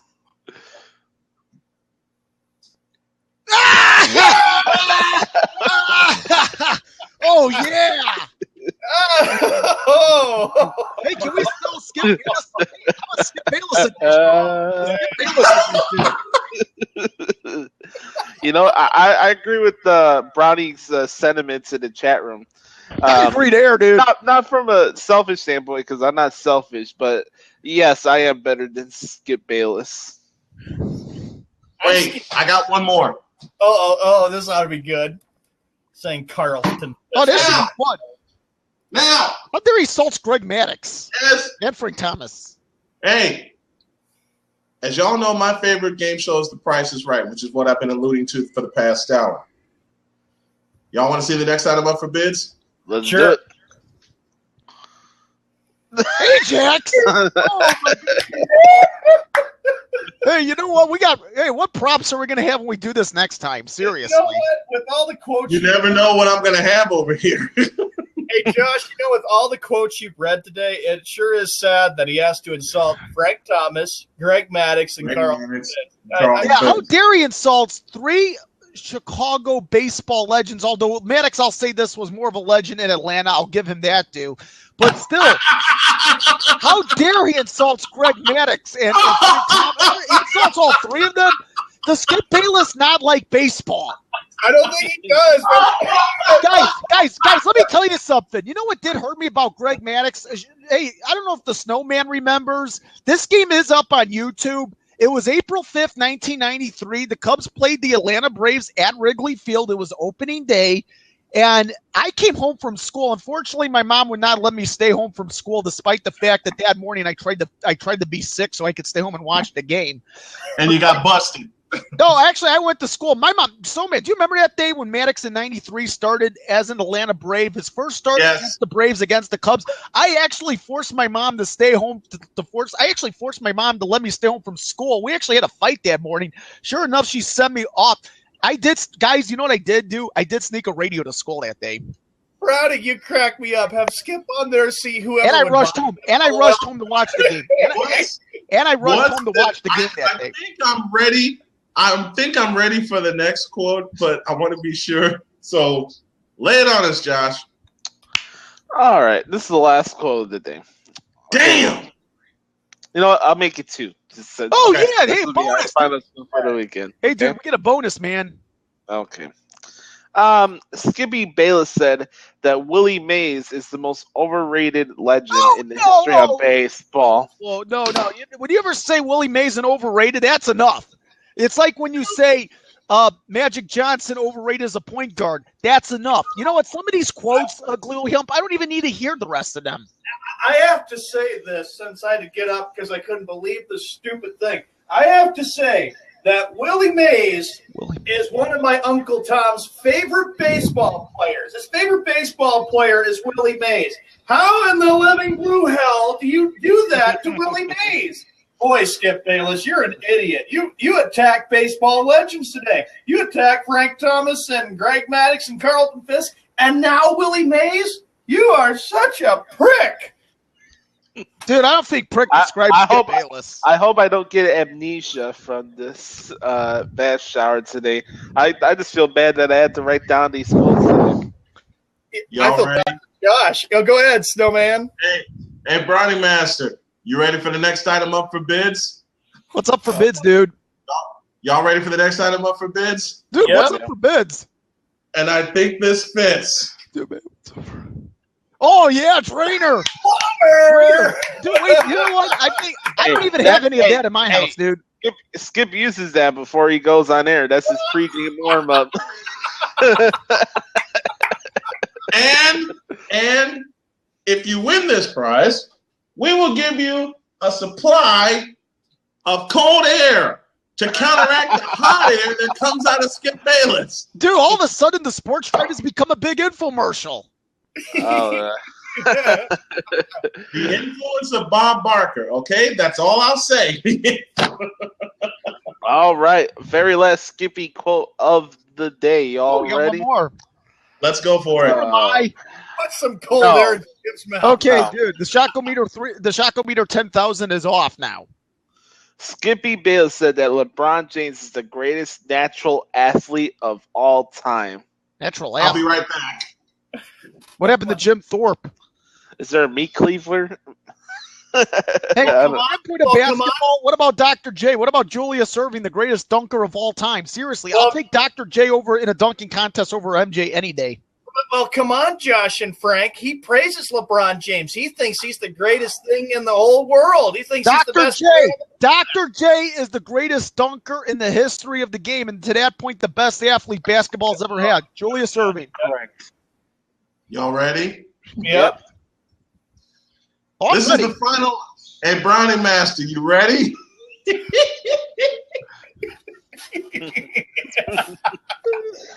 All right. He said, "Yep." This is the final item up for bids, and then I got to pack up and take off for Michigan City. Natural athlete and LeBron James. LeBron James is a good athlete, but greatest natural athlete? No. I think that this fits with our final item up for bids because he needs a little bit of this. More of the best. Wow. That's a wrap for the Skip Bayless Bash Hour. But before Snowman gets on his horses to Michigan City, we do have to get to spoken word because Bryant did have a very specific spoken word he wanted to do today. Go ahead. Don't give up on your dreams. Of course Don't give up because people tell you to.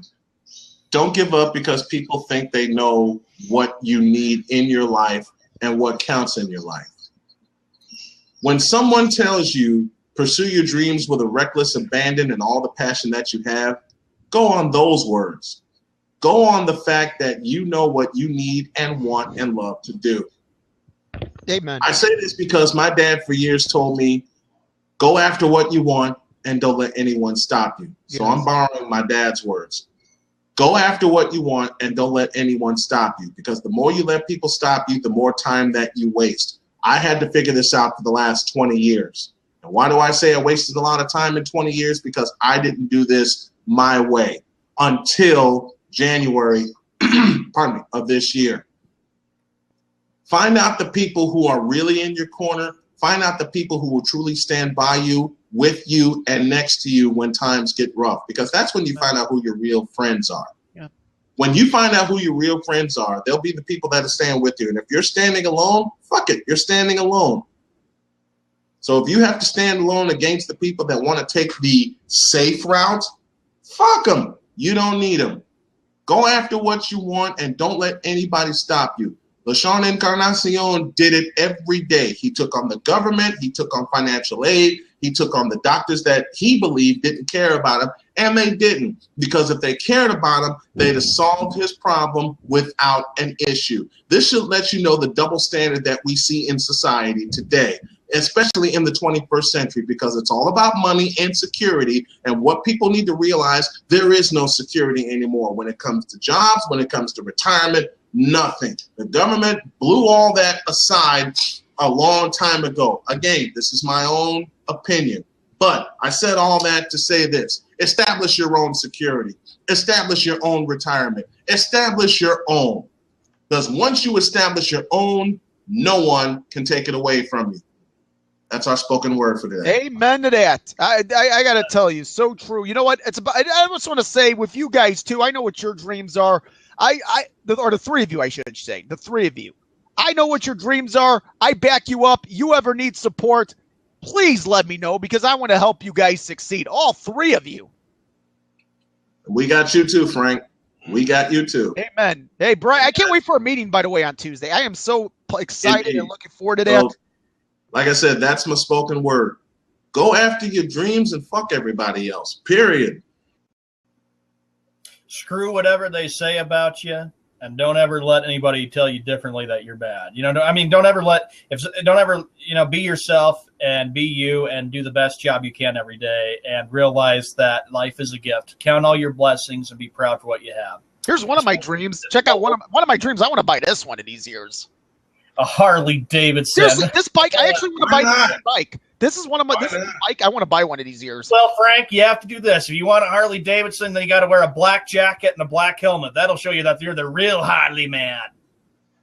If the day comes where I have to leave here or I get an opportunity at a bigger place, I want everybody here to know that without you guys here and some of my teachers at ICB or the actual people in my family that actually supported me on this journey to my dream, I'm very grateful for all the people I've met and networked with over the last 5 years, and I feel like I made the right decision going this broadcasting route. I had a good thing going with the music, but it's not worth spending or causing my parents to spend over $20,000 a year for music classes is bullshit. Yes, I guess college, you get a degree, but that doesn't guarantee you shit. It really doesn't. You could go to college for 20 years, and it doesn't guarantee you anything. Does it look good on paper? Sure. But at the same time, you have to realize you have to do what you have to do to make your dreams come a reality. And people have different ways of doing it. I'm not knocking people that have 4-year degrees that get automatic access to this or whatever. You did what you had to do, but is it worth being in debt your entire life? No. Is it worth causing mental stress? No. Absolutely. And secondly, I'm not going to change who I am for anybody. I don't care who it is. I don't care if it's family members. You better believe it. And I wish you guys do this as well. Do what you had to do to make yourself happy. Indeed. No matter what. Indeed. All right. So it looks like Frank bounced it out. We're about to wrap it up there. Make sure you follow our quasi bowling expert, Sean Mann, the Walmart boy, at Twitter at SeanMannASN. Follow the Snowman Twitter at Golden Voice Snow at Arena Sports Net. Check out his games this weekend and all the news going on in the Arena Sports Network. Rest in peace out there, the Dark Truth. And make sure you follow Frank at Twitter at Big Win Frank.